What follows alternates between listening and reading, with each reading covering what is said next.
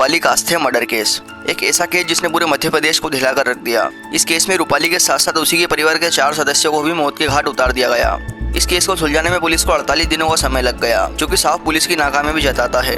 तो क्या थी ये घटना, जानेंगे इस वीडियो में सिलसिलेवार तरीके से। पर उसके पहले आपने हमारे चैनल क्राइम वर्ल्ड को अभी तक सब्सक्राइब नहीं किया है तो सब्सक्राइब जरूर कर लें। तो ये कहानी है मध्य प्रदेश के देवास जिले के एक छोटे से गाँव नीमावर की। इस गाँव में अचानक 13 मई 2021 को एक परिवार के 5 लोग गायब हो जाते हैं। ये परिवार था मोहनलाल कास्थे का, जिनकी पत्नी ममता बाई, उनकी बेटी रूपाली जिसकी उम्र थी 21 साल, दूसरी बेटी दिव्या जिसकी उम्र थी 14 साल, उसके अलावा एक और बेटी पूजा और उन्हीं के रिश्तेदार का एक लड़का पवन जिसकी उम्र भी 14 साल थी।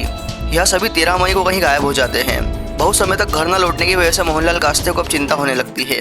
वो सभी गांव में उन्हें ढूंढना शुरू करते हैं। वो लोगों और रिश्तेदारों से भी पूछताछ करते हैं, पर उनका कहीं पता नहीं था। अब ये बड़ा सवाल था कि अचानक से गांव के 5 लोग आखिर कहाँ गायब हो गए।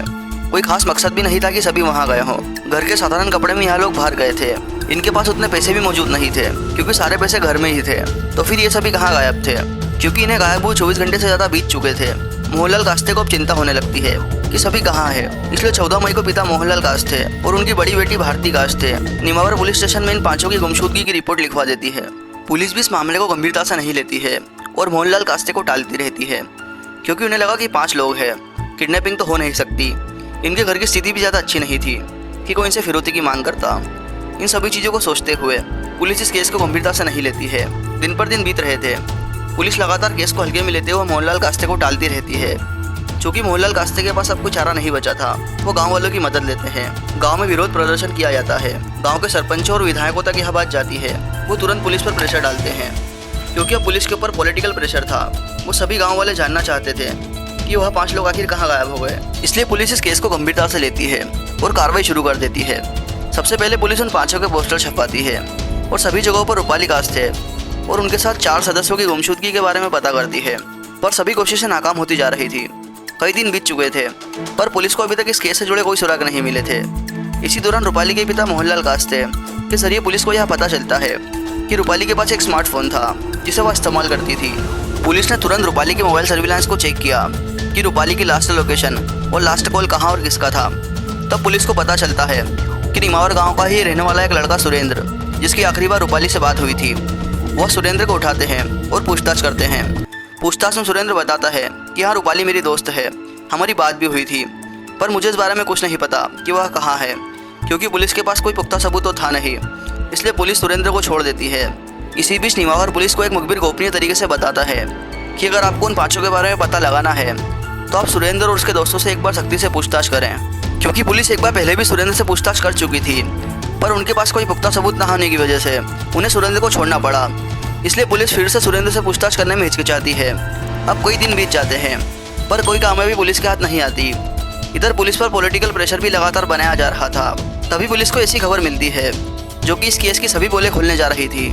पुलिस को खबर मिलती है कि जो रूपाली है उसका सुरेंद्र के साथ अफेयर चल रहा था, और जांच में यह भी पता चला कि सुरेंद्र की शादी किसी और लड़के से तय की गई थी। जैसे ही पुलिस को यह खबर मिलती है, पुलिस को अब सुरेंद्र पर शक होता है, तो पुलिस सुरेंद्र सहित उसके सभी दोस्तों को गिरफ्तार करती है और उन्हें 3rd डिग्री दिया जाता है। 3rd डिग्री देते ही सुरेंद्र और उसके दोस्त यह सह नहीं पाते और सब कुछ उगल देते हैं। फिर सुरेंद्र से पूछा जाता है कि वो 5 कहाँ है, तो सुरेंद्र पुलिस को नीमावर के गाँव के खेत में लेकर जाता है, जो कि किसी और शख्स का था। फिर वह पुलिस को बोलता है कि करीब 10 फीट अंदर तक की खुदाई कीजिए। फिर पुलिस द्वारा जेसीबी बुलवाई जाती है। जिस दौरान खेत की खुदाई चल रही थी, सभी गांव के लोग वहां इकट्ठा हो जाते हैं और बहुत संख्या में पुलिस वाले भी वहां मौजूद थे।